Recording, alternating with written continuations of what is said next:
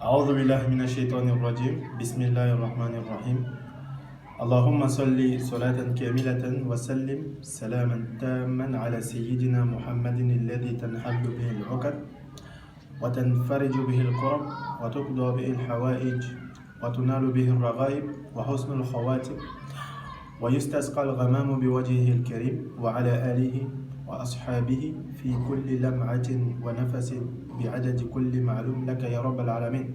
Chers frères et sœurs en islam, je vous salue de par la meilleure des salutations qui est Assalamu alaikum wa rahmatullahi ta'ala wa barakatuh.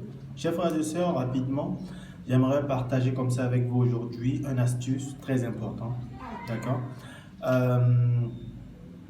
Cette astuce-là consiste à savoir comment entrer en contact avec Allah subhanahu wa ta'ala.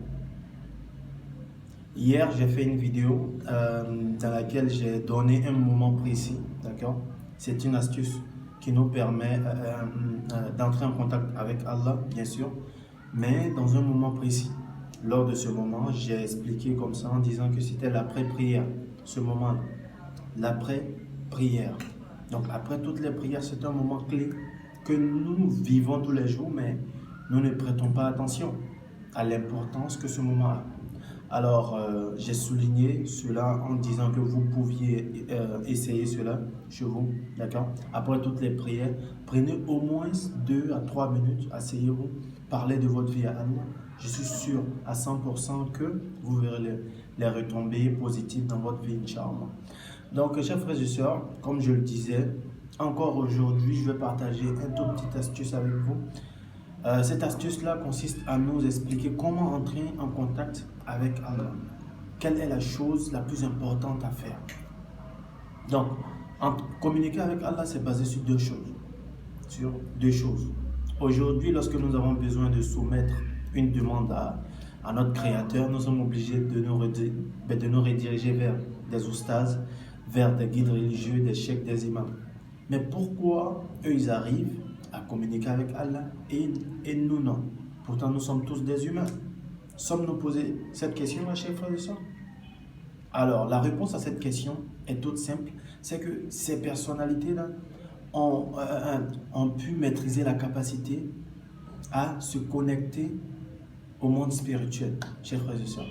Allah, il communique avec nous, les êtres humains, comme le prophète nous le dit dans l'un de ses hadiths. Inna Allah la yanzur ila suwarikum walakin yanzur ila qulubikum wa a'malikum.